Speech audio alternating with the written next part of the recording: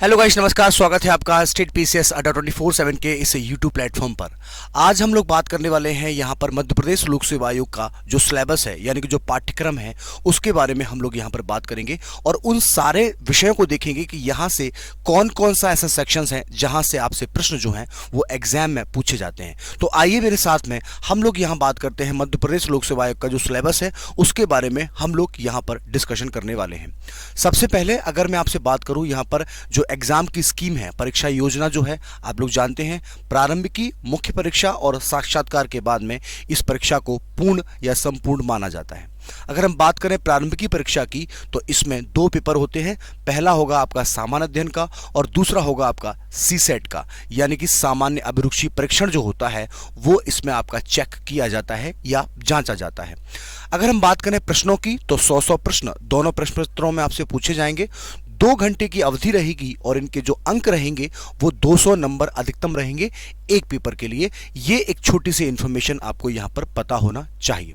इसके बाद में अब हम बात करते हैं यहाँ पर आपसे सिलेबस के बारे में, यानी कि पाठ्यक्रम के बारे में। तो सबसे पहले अगर हम पेपर 1 की बात करते हैं, पेपर 1 यानी कि जीएस के पेपर की बात करें तो यहाँ पर आपसे मध्य प्रदेश से संबंधित जितने भी प्रश्न हैं वो आपसे पूछे जाएंगे, यानी कि मध्य प्रदेश का इतिहास, संस्कृति और साहित्य जो है इसमें शामिल किया जाता है। बेसिकली अगर देखा जाए तो जनजातियां इसमें शामिल रहेंगी, वहाँ मध्य प्रदेश के जो साहित्यकार हैं वो इसमें शामिल रहेंगे और इसके साथ साथ में मध्य प्रदेश का जो इतिहास है, यानी कि जो एंशिएंट हिस्ट्री है, मेडाइवल हिस्ट्री है और जो मॉडर्न हिस्ट्री है, उसमें मध्य प्रदेश का क्या योगदान रहा है, उन सारे चीज़ों से, उन सारे टॉपिक से आपसे प्रश्न जो है वो पूछे जाएंगे। इस बात को आपको यहाँ पर ध्यान रखना है। इसके बाद में अगर दूसरी बात करें यहाँ पर हम, सेकंड जो पार्ट है आपका वो है भारत का इतिहास, यानी कि इंडियन हिस्ट्री जो है वहाँ से भी प्रश्न आपसे पूछे जाएंगे। इसमें आपका प्राचीन, मध्यकालीन और इसके साथ साथ में मॉडर्न हिस्ट्री यानी कि आधुनिक भारत से आपसे प्रश्न जो हैं वो पूछे जाएंगे। इसका मतलब कि आपको इतिहास को भी कवर करते हुए चलते जाना है।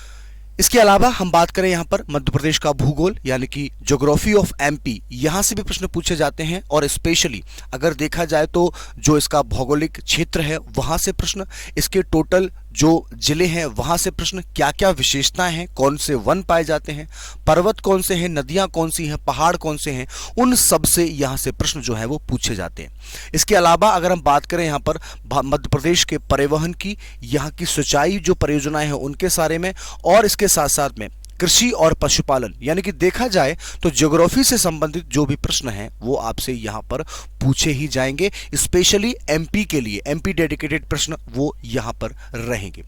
बात करें यूनिट नंबर 4 की तो ध्यान दीजिएगा, यहाँ पर आपसे भारत और विश्व का भूगोल, यानी कि इंडिया और एमपी का और विश्व का, यानी कि वर्ल्ड का जो ज्योग्राफी है वहां से आपसे प्रश्न जो है वो पूछे जाएंगे। इसमें आपका जो भौतिक भूगोल है, यानी कि जो फिजिकल ज्योग्राफी है वहां से प्रश्न बनेंगे। ठीक है, नेचुरल रिसोर्सेज है, सोशल ज्योग्राफी है और इसके साथ साथ में जो इकोनॉमिक ज्योग्राफी है यहां से भी प्रश्न आपसे पूछे जाएंगे, जिसमें आपका वन, संपदा, जल, कृषि, वन्यजीव, राष्ट्रीय उद्यान, जनसंख्या से संबंधित प्रश्न रहेंगे और इसके साथ साथ में जो संसाधन है, उद्योग, यातायात के जो साधन हैं वहां से प्रश्न जो है वो आपसे पूछे जाएंगे।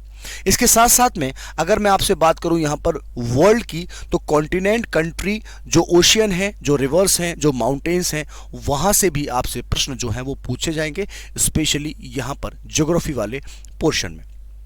अगर इसके बाद में मैं आपसे बात करूं यहां पर यूनिट नंबर 5 की, यूनिट नंबर 5 स्पेशली 2 प्रकार से क्लासिफाइड है, जिसमें एक में बात की गई है जो पॉलिटिकल सिस्टम है मध्य प्रदेश का और दूसरा जो है वो है आपका जो इकोनॉमिक सिस्टम है, यानी कि राज्य व्यवस्था और अर्थव्यवस्था।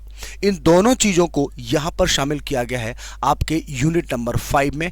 यहाँ की संवैधानिक व्यवस्था क्या है, यहाँ की आर्थिक व्यवस्था क्या है, यहाँ पर जो पंचवर्षीय योजनाएं जो थी उनका क्या योगदान रहा, किस प्रकार से मध्य प्रदेश में आर्थिक विकास जो है वो हुआ है या अभी तक क्यों नहीं हुआ था, क्या इसके कारण है, क्या इसके बोल सकते हैं क्या आधार है, उतने सारे प्रश्न जो हैं वो आपसे यहाँ पर पूछे जाएंगे। इसके अलावा मध्य प्रदेश की जातियां, अनुसूचित जातियां, जनजातियां तथा राज्य की प्रमुख कल्याणकारी योजनाएं जो हैं वहां से भी आपसे प्रश्न पूछा जाएगा। ध्यान रखिएगा कि अर्थव्यवस्था और इसके साथ साथ में राज्य व्यवस्था, ये दोनों ही बहुत महत्वपूर्ण भूमिका निभाते हैं मध्य प्रदेश की प्रारंभ की और इसके साथ साथ में मुख्य परीक्षा में। ये चीज आपको यहां पर शामिल कर लेनी है। चर्चा करें यूनिट नंबर 6 की, तो यूनिट नंबर 6 में जो इंडियन पॉलिटी है, यानी कि भारत का संविधान, शासन प्रणाली और इसके साथ साथ में इंडियन इकोनॉमी जो है, उस सेक्शन को यहां पर कवर किया है। अगर हम बात करें किसी भी राज्य लोक सेवा आयोग की, तो वहां पर आपको जो जीएस वाला पोर्शन है, सामान्य अध्ययन जो है, वो तो पढ़ना ही होता है।